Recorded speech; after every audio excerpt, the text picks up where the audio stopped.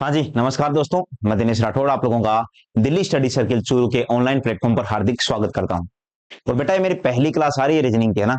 और मान के चलिए कि क्लास भी वैसी ही आएगी कि आप लोगों को आनंद आएगा यार क्लास में पढ़ के, कि आप लोगों को लगेगा कि अब की बार हम लोगों ने पहली बार पजल कुछ ऐसी तरीके से पढ़ी है कि हम आइडेंटिफाई कर पाएंगे। और आप लोगों को बेटा देखो नाम दिख रहा है पीछे, टेबुलर फॉर्म। टेबुलर नाम बना है टेबल से, और टेबल का मतलब होता है सारणी। और सारणी आती है सबको बनानी। देखो दिख रहे हैं आप बच्चों को सारणी, ये जो डब्बे से बना रखे हैं इनको बोलते हैं सारणी। तो इस बात को समझिएगा। और बेटा ये क्या क्या है, मैं आप लोगों को समझा दूं कि ये सबसे पहले मुझे पढ़ाना है सिंगल करेक्टर, यानी कि सिंगल करेक्टर के सवाल है। सिंगल करेक्टर किसको बोला है मैंने, कि आप लोग देख सकते हो।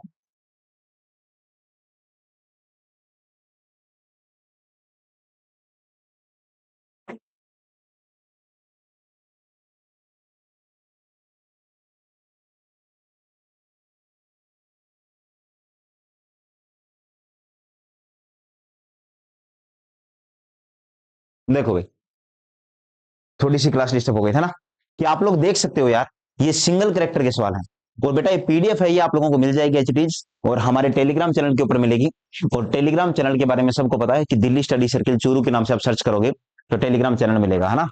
और इसमें आप लोगों को पीडीएफ मिल जाएगी, इसकी हार्ड कॉपी आप अपने पास में रखिए। सॉल्यूशन में क्या है बेटा कि 50% सवाल मैं करवा रहा हूं आज, 50% सवाल आपका होमवर्क रहेगा। तो क्लास में मजे तब आएंगे जब आप मेरे साथ चलोगे, यानी कि जितने सवाल मैं आप बच्चों को करवा रहा हूं आप लोग भी करके आओगे साथ में वो सवाल। तो वो जरूरी है। अब आ जाओ, क्वेश्चन नंबर 1 है, वो नाम है इसका बेटा टेबुलर फॉर्म।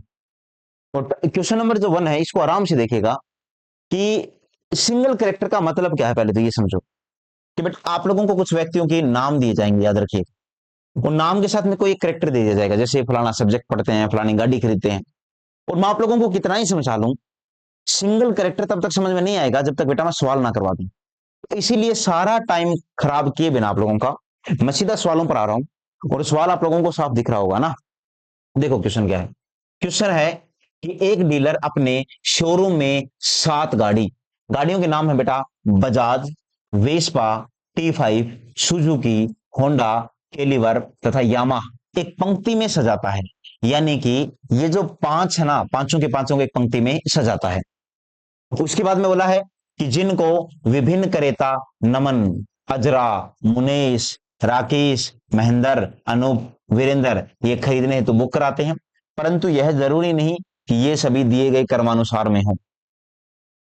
बेटा ये लाइन हमेशा बेकार होती है पूर्णतया, लेकिन ट्यूशन को पढ़ के बच्चे यहीं तक थक जाते हैं। फिर लगता है कि सर आगे सवाल को कैसे करें। इन सवालों में बोरियत फील होना लाजमी है, क्वेश्चन लेंथ ही बहुत ज्यादा है। लेकिन बेटा प्लस पॉइंट ये है कि जब बैंकिंग वगैरह में क्वेश्चन आते हैं ना, तो कोई 1-2 नंबर का नहीं आता, 5-5 नंबर का फायदा होता है।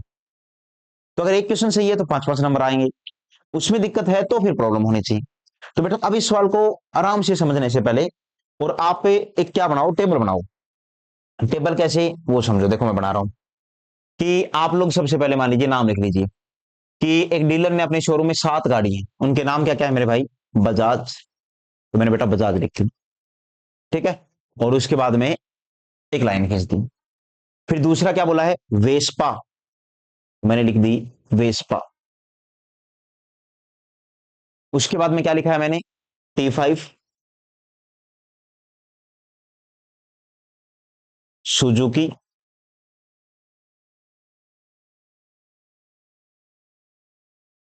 होंडा,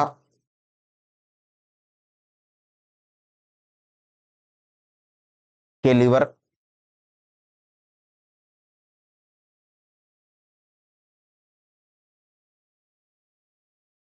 बेटा मैं समझाने में टाइम लगा रहा हूं, मैं सुंदर सुंदर लिखने की कोशिश कर रहा हूं ना। ऐसा नहीं कि आप लोग भी लिखोगे तो बहुत सुंदर लिखने की कोशिश करोगे। पेपर में अलग तरीके से लिखा जाता है यामा। और जब लास्ट लाइन लिखो ना बेटा तो एक लाइन ऊपर भी लगा दिया वैसे, ठीक है। ये भी एक तरीका है यार। और मेरे अनुसार ऐसे जैसे मैं सिखा रहा हूं ना, वैसे अगर आप लाइनिंग करोगे तो जल्दी भी हो जाएगी। उसके बाद बेटा ये सारे के सारे क्या लिखवा दिए मैंने, तो आप लोगों ने कहा सर ये सारे के सारे गाड़ी होंगे नाम। एक लाइन बेटा यहां खींच दीजिए। फिर उसने कहा कि इनके नाम क्या क्या है, नमन। तो मैं लिख रहा हूं बच्चों के सामने, नमन है। नमन के बाद में कौन है बेटा, अजरा। अजरा के बाद में कौन है, सॉरी अजरा नहीं भाई, अजय है यार, ठीक है। अजय है। मुनेश, मुनेश के बाद में है राकेश, महेंद्र, अनूप और वीरेंद्र। राकेश, महेंद्र, अनूप, राकेश, महेंद्र, अनूप और वीरेंद्र।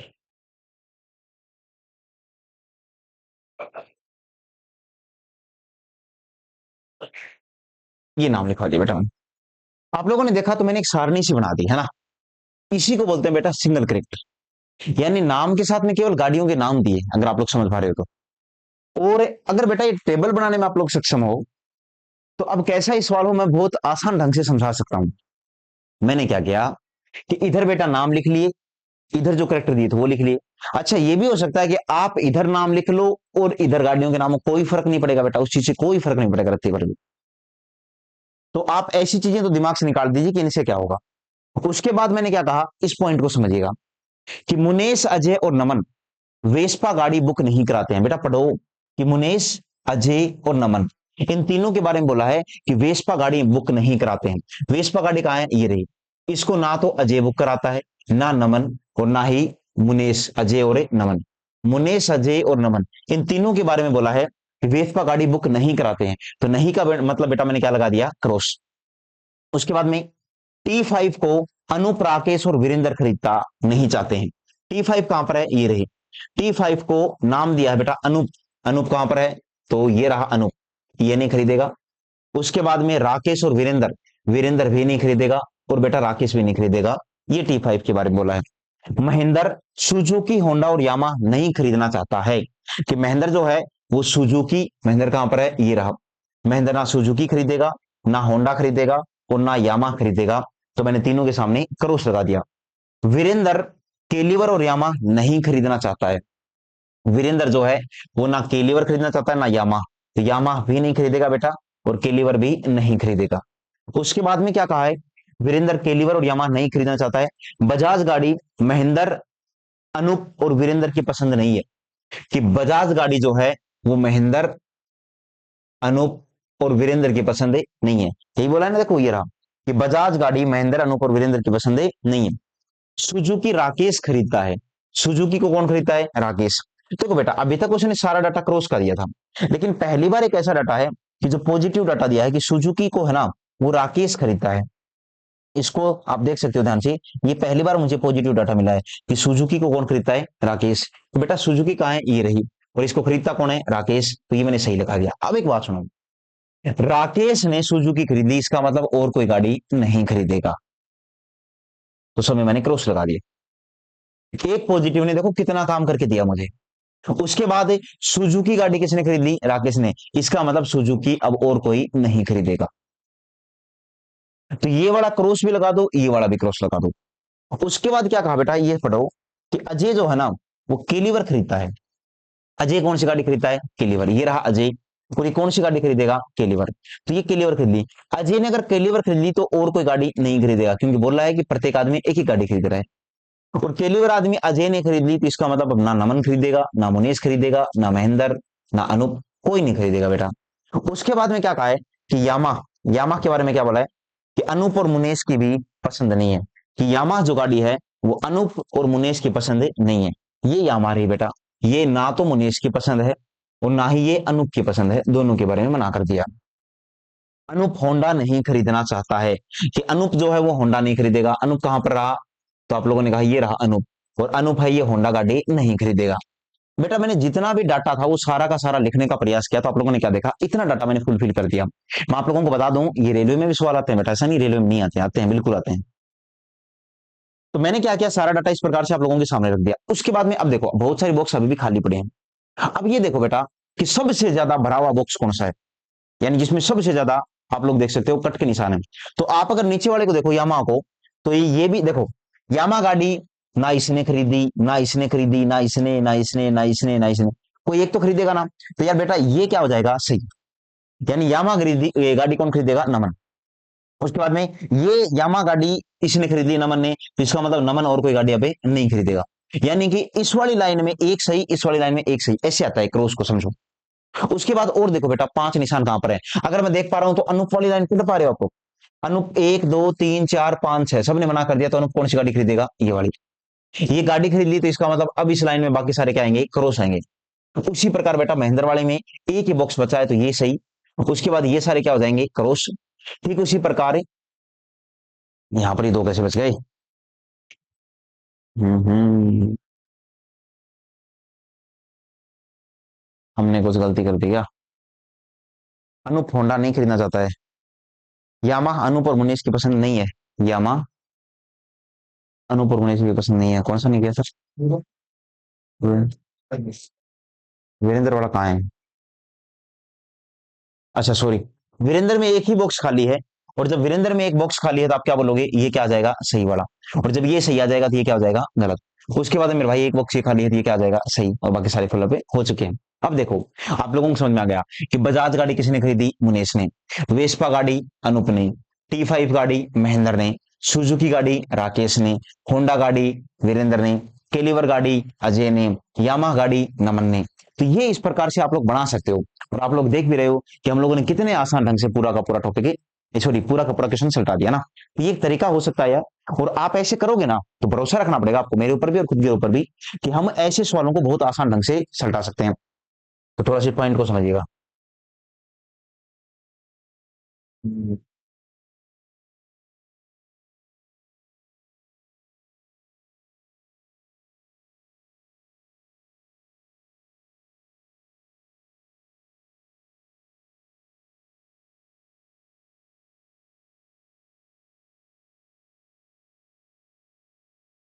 वीरेंद्र, ठीक है, ये आप लोगों को नजर आ गया होगा।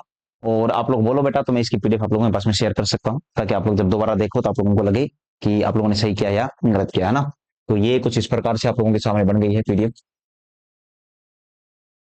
ठीक है, तो इसको देख लेना बेटा, तो लग भी सिस्टमेटिक रही है, थोड़ी सही लग रही है। तो आप लोग इस हिसाब से देख लेना, मैंने लगभग पूरा सवाल आप लोगों को अच्छे ढंग से समझाने का प्रयास किया है। अब देखो बेटा इसके सवाल कैसे आते हैं, थोड़ा सा वो देख लो यार।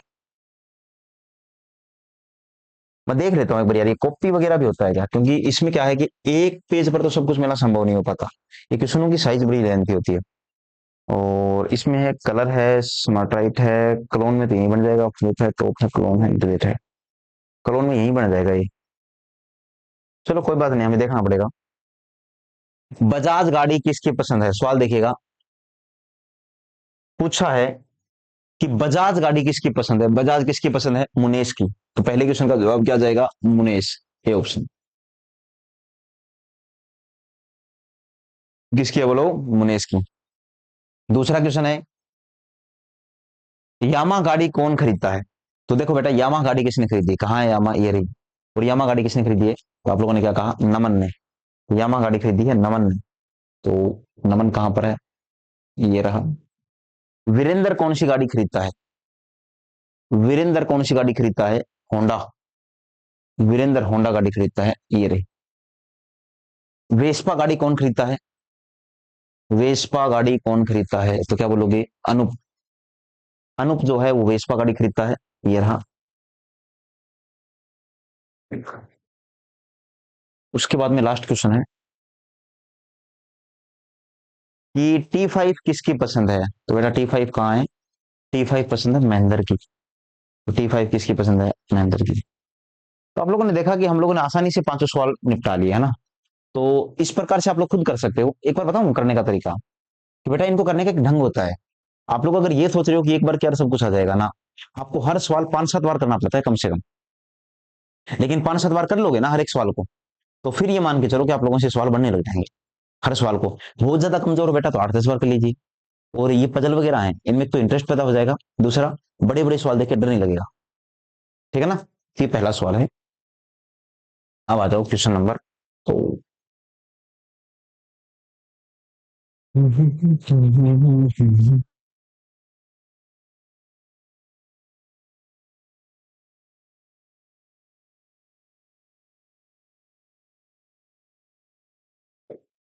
क्वेश्चन नंबर 6 से 7, ABCDE और ई 5 विद्यार्थी हैं जो अलग अलग विषयों, राजनीति, चलचित्र, भाषा, विज्ञान और खेलकूद पर अपना व्याख्यान देते हैं।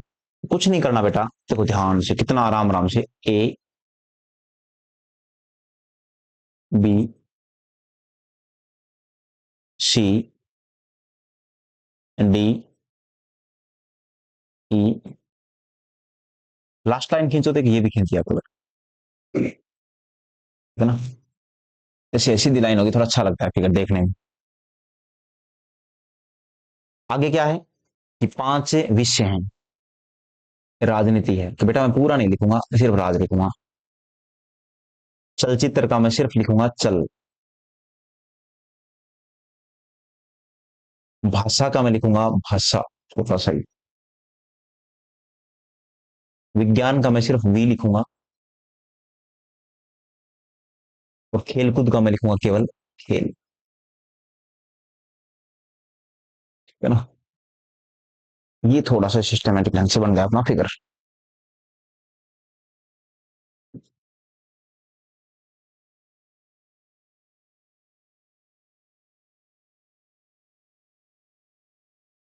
चलो, तो देखो बेटा सवाल कितना आसान है और इसको कैसे निपटा सकता हूं मैं। ए न तो भाषा और न ही खेलकूद पर व्याख्यान देता है। ए न तो भाषा पर देता है और न ही खेलकूद पर व्याख्यान देता है, ठीक है। सी राजनीति पर व्याख्यान देता है। सी के बारे में बोला है कि सी राजनीति पर व्याख्यान देता है, तो राजनीति कहां गई, ये रही। तो इसका मतलब सी और किसी विषय पर व्याख्यान नहीं देगा और राजनीति के ऊपर और कोई व्याख्यान नहीं देगा, यही मतलब हुआ। बी और डी खेलकूद पर व्याख्यान नहीं देते हैं। बी खेलकूद पर व्याख्यान नहीं देता है, डी खेलकूद पर व्याख्यान नहीं देता है। अब ये देखो बेटा सबसे ज्यादा क्रोश कहां पर है, तो खेल में है। तो इसका मतलब ये चारों के चारों गलत हैं, तो इसके ये क्या हो जाएगा, सही। और अगर ये सही है बेटा तो ये बाकी क्या हो जाएंगे, गलत। ठीक है ना, क्यों, तो इसका मतलब खेलकूद के ऊपर कोई तो व्याख्यान देगा, तो कौन देगा, ई। और ई ने अगर खेलकूद पे व्याख्यान दे दिया तो बाकी विषयों पर व्याख्यान नहीं देगा। अब अगर आप ध्यान से देखना चाहो तो इसमें बहुत सारे बॉक्स खाली रह गए यार। मैं ये बोल ही नहीं सकता और किसी में 4 बॉक्स हैं क्या जो क्रॉस वाले हों। तो बेटा आप किसी भी एंगल से आ जाओ, ऐसे देख लो चाहे ऐसे देख लो, यहां पर बहुत सारे ऐसे हो जाते हैं विकल्प जो छूट जाते हैं, जैसे इस वाले क्वेश्चन में छूट गई। तो अब इस सवाल को आप कैसे निपटाओगे कि चलचित्र पर व्याख्यान कौन देता है, तो सोचो एक बार। चलचित्र है कहां पर, ये रहा बेटा, ये क्या है चलचित्र। इस पर व्याख्यान कौन दे रहा है, इतना तो पता है, सी और ई तो देंगे नहीं, ना सी देगा ना ई। लेकिन कौन दे सकता है, ए भी दे सकता है, डी भी दे सकता है और बी भी दे सकता है, बेटा ये समझो। ए, डी और बी, ये तीनों ही दे सकते हैं, तो आप क्या बोलोगे, ए या डी नहीं, ए डी और बी, तो आप बोलोगे आंकड़े क्या है मेरे प्यारे भाई, अपर्याप्त है, यानी आंकड़े मेरे पास में पूरे नहीं। ये समझो यार बेटा। उसी प्रकार ई के व्याख्यान का विषय क्या है, बोल रहा है कि ई के व्याख्यान का विषय क्या है, तो ई का व्याख्यान का विषय तो दिख रहा है क्या है, खेलकूद है, तो आप इसमें क्या टिक कर दोगे, 7 नंबर। तो कई बार ऐसे सवाल आ जाते हैं, और मेरे को पता है ये ना पढ़ाए ना तब तक बच्चों को बड़ा बोरिंग सा लगता है, क्योंकि कोई टीचर आया नहीं जी इस प्रकार से समझा सके अच्छे से कि टेबुलर फॉर्म क्या होती है, कैसे आप लोग पहचानोगे सिंगल करेक्टर को। तो ये सिंगल करेक्टर के सवाल हैं और इसको समझने का प्रयास करो बेटा। और जब ये सवाल आप लोगों से बनने लग जाए ना एक बार दो बार, तो फिर आप लोगों को लगेगा कि अब आप लोग सवालों को आसानी से कर लोगे। जैसे क्वेश्चन नंबर 8 से 10 है बेटा, इनको समझो।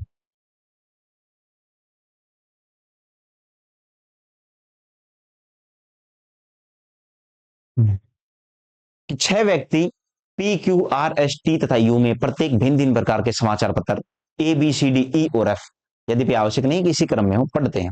यानी बेटा व्यक्ति कितने हैं, 6, उनके नाम क्या है, तो मैं लिख देता हूं फटाफट, P Q R S T U, और लास्ट लाइन में वापिस खींच देता हूं। उसके बाद में देखो आप लोग ध्यान से, ये तो हो गए इन सबके नाम। उसके बाद में क्या कहा आप लोगों से वो समझो, कि ये सब नाम होने के बाद में बोला है कि A B C D E F, है ना, ये समाचार पत्र हैं। तो ए बी सी डी ई और एफ, ठीक है। ये क्या है मेरे भाई, आप लोगों से बोला गया है कि ये उनके समाचार पत्र हैं। तो आप अगर इतना भी समझ पाओगे इसको आसानी से, तो आई थिंक सवाल थोड़ा आसान हो जाएगा। उसके बाद देखो बेटा क्या बोला है कि ए डी और एफ समाचार पत्र हिंदी में मुद्रित है। अच्छा जी, ए हिंदी में है, डी हिंदी में है और एफ हिंदी में है, ये न्यूज़पेपर हिंदी में है। और बी सी ई समाचार पत्र अंग्रेजी में है, ये इंग्लिश में है, ये भी इंग्लिश में है और ये भी इंग्लिश में है। चलो अच्छी बात है। टी हिंदी समाचार पत्र नहीं पढ़ता है। टी कहाँ है बेटा? हिंदी नहीं पढ़ता है, तो ए भी नहीं पढ़ेगा, डी भी नहीं पढ़ेगा और एफ भी नहीं पढ़ेगा। टी हिंदी समाचार पत्र नहीं पढ़ता है। आर सी समाचार पत्र पढ़ता है। आर कहां पर है? ये रहा। वही कौन सा न्यूज़पेपर पढ़ता है? सी। अगर सी पढ़ रहा है तो इसका मतलब है ए भी नहीं पढ़ेगा, ये बी भी नहीं पढ़ेगा, डी भी नहीं पढ़ेगा, ई नहीं पढ़ेगा, एफ नहीं पढ़ेगा। और सी समाचार पत्र को ना पी पढ़ता है, ना क्यू पढ़ता है, ना एस पढ़ता है, ना टी पढ़ता है और ना यू पढ़ता है। उसके बाद क्यू अंग्रेजी समाचार पत्र नहीं पढ़ता है। क्यू है बेटा वो बी नहीं पढ़ेगा, सी तो पढ़ेगा ही नहीं और ई भी नहीं पढ़ेगा, क्योंकि बोला गया कि क्यू अंग्रेजी समाचार पत्र नहीं पढ़ता है। पी अंग्रेजी समाचार पत्र पढ़ता है। पी कौन सा पढ़ रहा है? अंग्रेजी, यानी पी अंग्रेजी पढ़ रहा है मेरे भाई। तो अंग्रेजी तो कौन सा है? या तो ये वाला पढ़ रहा है या फिर ये वाला पढ़ रहा है, पी अंग्रेजी। तो फिर इसका मतलब ये कंफर्म हो गया कि इधर वाला कोई और न्यूज़पेपर नहीं पढ़ेगा। इन दो में से कोई एक आएगा भाई, क्योंकि इंग्लिश तो पहले ही कर चुका है, पी अंग्रेजी न्यूज़पेपर पढ़ रहा है। तो पी अंग्रेजी समाचार पत्र पढ़ता है, लेकिन समाचार पत्र बी नहीं पढ़ता। इसकी पी के बारे में बोला है कि वो बी नहीं पढ़ता, तो इसका मतलब अब ई जो समाचार पत्र है वो पी नहीं पढ़ लिया तो और कोई नहीं पढ़ेगा। ये भी समझना पड़ेगा बेटा आप लोगों को। उसके बाद में क्या कहा है? समाचार पत्र एफ को न तो क्यू और न एस पढ़ते हैं। एफ कहाँ है? तो समाचार पत्र एफ को ना तो क्यू पढ़ते हैं बेटा और ना एस पढ़ते हैं। जब क्यू और एस नहीं पढ़ेंगे तो फिर समाचार पत्र एफ को कौन पढ़ेगा? मेरे भाई यू पढ़ेगा, है ना। और जब यू समाचार पत्र एफ को पढ़ लेगा तो इसका मतलब और किसी समाचार पत्र को पढ़ने की मतलब उसमें है नहीं। उसके बाद में और देखो सबसे ज्यादा क्रॉस कहां पर है। तो अब अगर आप ध्यान से देख पा रहे हो, अगर मैं सही हूं तो ये नहीं है कि किसी में 5 से क्रॉस हो।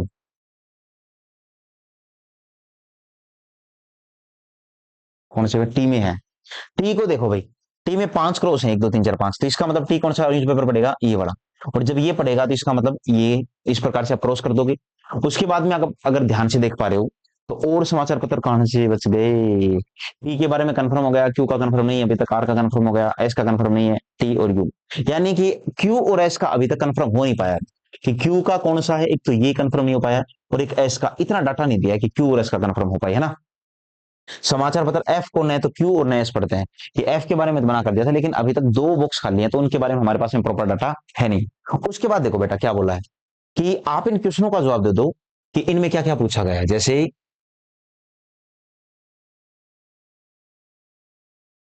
ये रहा बेटा सवाल,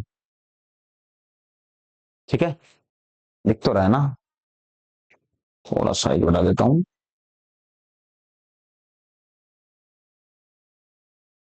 सवाल में पहले में क्या बोला है वो देखो। ए समाचार पत्र कौन पढ़ता है? देखिए बताओ, ए समाचार पत्र कौन पढ़ रहा है? तो क्या बोलोगे? ए समाचार पत्र को पी आर टी और यू ये तो पढ़ नहीं रहे हैं, तो ए समाचार पत्र को या तो पढ़ेगा क्यू या फिर कौन पढ़ेगा? एस।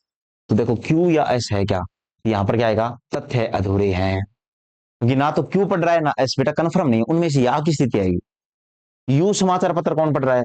बोला है कि यू के बारे में, यू कौन पढ़ रहा है? तो यू समाचार पत्र कहां पर है? यू कौन सा समाचार पत्र पढ़ रहा है ये बता। या यू कौन सा समाचार पत्र पढ़ रहा है? तो यू को कौन सा समाचार पत्र पढ़ रहा है? U F. तो क्या बोलोगे? एफ। टी कौन सा समाचार पत्र पढ़ता है? टी कहां पर है? ये रहा टी। तो टी कौन सा समाचार पत्र पढ़ रहा है? बी। तो टिक कर दो टी वाले में कौन सा? बी। तो उम्मीद करता हूं बेटा पिछले वाले की तरह ये सवाल भी सेट बैठ गया होगा आप लोगों को। हमने अभी तक 3 सवाल कर लिए। एक सवाल ये क्या है, इससे पहले भी हम लोगों ने सवाल कर लिए है ना। 3 सवालों को पढ़ने की एक बनावट है।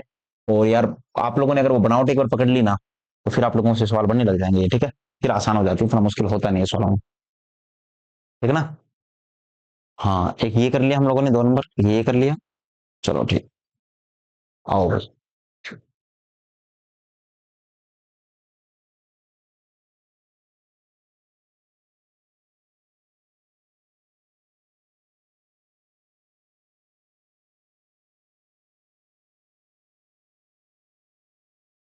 सवाल है P Q R S T 5 शिक्षक हैं और प्रत्येक शिक्षक सिर्फ एक विषय पढ़ाता है। टी हिंदी नहीं पढ़ाता है, आर व एस अंग्रेजी नहीं पढ़ाते हैं, पी क्यू और आर हिंदी और इतिहास के संबंध में नहीं जानते हैं। तो बेटा जैसे आप लोग जानते हो कि 5 शिक्षक हैं, तो सबसे पहला काम तो आप यही करोगे कि आप लोग लिखोगे कि पी ये शिक्षक हो गया, क्यू ये भी एक शिक्षक हो गया, आर ये भी एक शिक्षक हो गया, एस ये भी एक शिक्षक हो गया, टी ये भी एक शिक्षक हो गया, है ना। ये 5 शिक्षक हैं, पी क्यू आर एस और टी। उसके बाद क्या करोगे बेटा? अब आप लोग ऐसे क्रॉस में लाइनिंग करो। तो हम बोलेंगे कि प्रत्येक शिक्षक सिर्फ एक विषय पढ़ाता है, ठीक है, कि हिंदी नहीं पढ़ाता है। अब ये नहीं है बेटा, आप देखो बार बार पहले ढूंढ के लिखोगे, आप हिंदी लिख रहे हो ना, उसी समय टिक करते चलो, टी हिंदी नहीं पढ़ाता है, तो हिंदी के साथ में लिख दो कि टी नहीं पढ़ाता है, ठीक है, हो गया, ठीक है सर। उसके बाद में क्या बोला है, आर व एस अंग्रेजी नहीं पढ़ाते हैं, तो लिख लो बेटा इंग्लिश। आर जो व जो एस है वो इंग्लिश नहीं पढ़ाते हैं, तो अगर आर और एस इंग्लिश नहीं पढ़ाते हैं तो मैं लिख देता हूं आर भी नहीं पढ़ाता और एस भी, ये दोनों इंग्लिश से नहीं पढ़ाते हैं। पी क्यू और आर हिंदी और इतिहास के संबंध में नहीं जानते हैं, तो एक तो लिख लीजिए इतिहास, ठीक है, और कौन कौन नहीं जानता, तो पी क्यू आर ना तो हिंदी और इतिहास के बारे में जानते हैं, पी क्यू और आर ये हिंदी और इतिहास के बारे में नहीं जानते। एस टी और पी में से कोई भी गणित नहीं पढ़ाता है, गणित एक विषय और जोड़ दिया, गणित, भगवान की भाषा है भाई गणित, गणित विषय एस टी और पी में से कोई भी गणित नहीं पढ़ाता है, एस टी और पी। भूगोल पी क्यू और टी द्वारा नहीं पढ़ाया जाता है, भूगोल के बारे में क्या बोला है कि ये पी क्यू और टी के बारे में पी के द्वारा नहीं पढ़ाया जाता है। इतना डाटा तुम बच्चों को दे दिया, ये फलानी फलानी चीज इनके द्वारा नहीं पढ़ाई जाती है ना, इतना क्लियर है अगर है आप लोगों को तो आप लोग कर लोगे आगे। चलो करते हैं, देखो ध्यान से। अच्छा पहले ये देख लीजिए, इतना डाटा दिया है तुम लोगों को, सारा नेगेटिव डाटा दिया है, तो कि P Q R S O T 5 शिक्षक हैं, प्रत्येक शिक्षक सिर्फ एक विषय पढ़ाता है, टी हिंदी नहीं पढ़ाता है, ठीक है। अब देखो यार, हिंदी विषय को ना पी के ना क्यू ना आर और ना टी, तो हिंदी विषय को कौन पढ़ाएगा, एस, और एस अगर हिंदी विषय पढ़ा रहा है तो बाकी कोई विषय नहीं पढ़ाएगा। इतिहास विषय को ना पी पढ़ा रहा है, ना क्यू ना आर ना एस, तो कौन पढ़ाएगा, टी। पर जब ये क्रॉस हो गया तो इसका मतलब अब ये सारे क्या हो जाएंगे, क्रॉस हो जाएंगे। उसके बाद में और देखो, 3 ये 4 जैसे ही हो रहा है, तो इसका मतलब ये सही हो जाएगा और फिर ये क्या हो जाएगा, गलत। उसके बाद में ये 4 तो ये सही हो जाएगा और ये क्या हो जाएगा, गलत, और ये क्या हो जाएगा, सही। तो अब इस प्रकार से आप लोगों ने सारा फिगर बना लिया।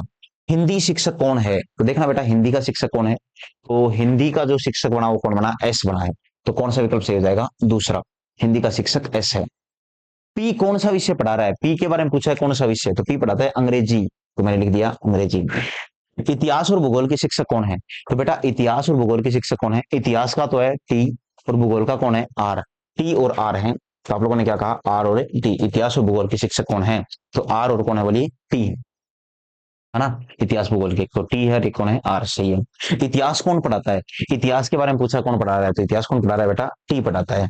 उसके बाद में अंग्रेजी गणित और भूगोल के अध्यापक क्रमशः हैं, अंग्रेजी गणित और भूगोल, तो अंग्रेजी गणित और भूगोल इनके अध्यापक कौन है, पी क्यू और आर, पी क्यू आर। अच्छा क्रम पूछा है भाई, अंग्रेजी गणित और भूगोल के अध्यापक क्रम से हैं, बोला है भाई क्रम से, पी क्यू और आर, पी क्यू आर, अंग्रेजी गणित और भूगोल पी क्यू आर, ठीक है, पी क्यू आर आएगा, ठीक है ना। तो आप लोगों ने देखा हो तो ये सवाल भी हम लोगों ने निपटा लिया, क्वेश्चन नंबर 11 से लेकर 15 तक, और बड़े आसान है यार। और पीडीएफ में आप बच्चों को आई थिंक सेंड नहीं किया तो मैं कर दूंगा अभी थोड़ी देर में, है ना, ताकि आप लोग खुद भी कर पाओ। तो ये भी बेटा एक सवाल आप लोगों के लिए था, उसी तरह के ऊपर देखो क्वेश्चन नंबर 16 से 18 तक।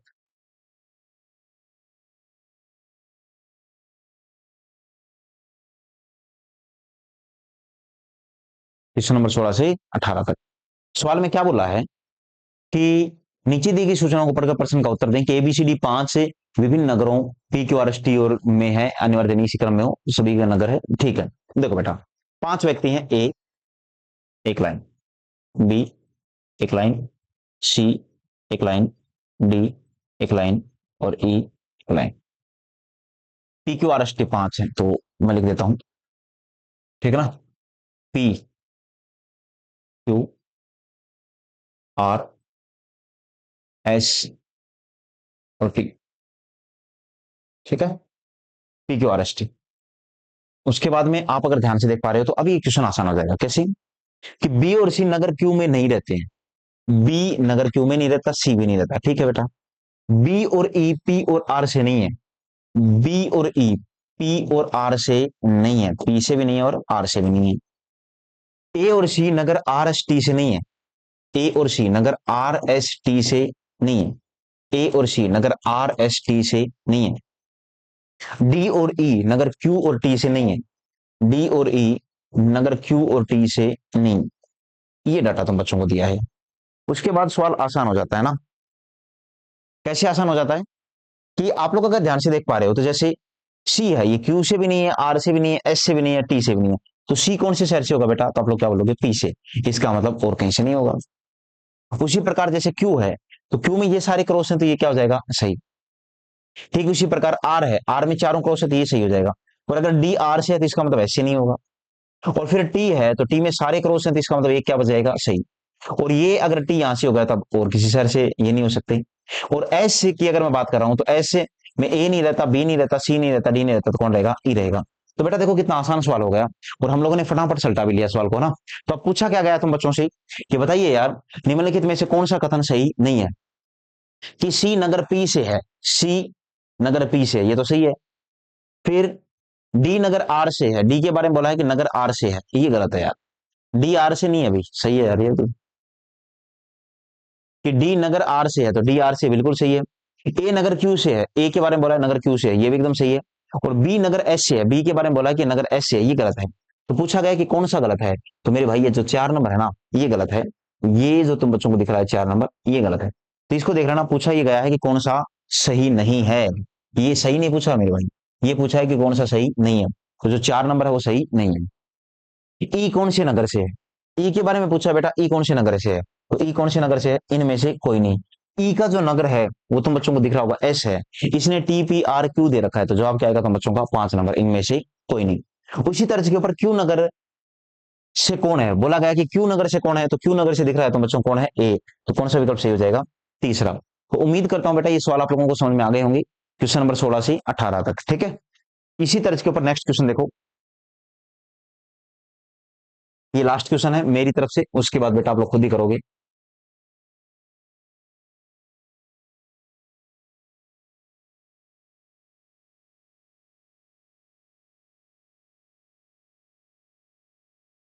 है ना मेरे वाला?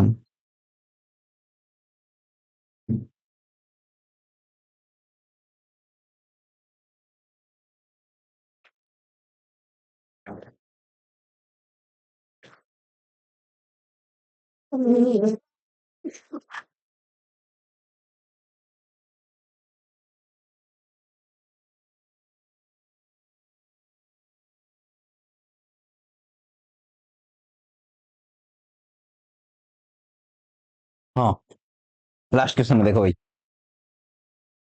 पवन जी उठो, चाय की व्यवस्था करो भाई पवन जी के लिए। ये बच्चे कल पूछेंगे आपसे आके, पवन जी सुत्या क्या यहाँ? देखो यार, 5 पुरुष हैं, प्रभाकर, रमेश, सतीश, नीरज और मनोज। मैं लिख देता हूं, ठीक है? अच्छा, मैं प्रभाकर का पी लिख दूं। प्रभाकर, रमेश, सतीश, नीरज और मनोज।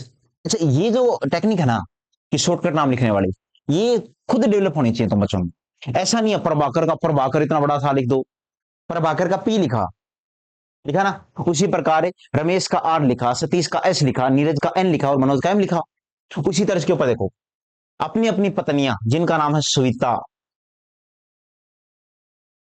सविता, मैं लिख देता हूं भाई, ये है उनकी वाइफ, ये वाली महिलाएं हैं, है ना? या फिर नाम ही लिख देता हूँ यार इनके।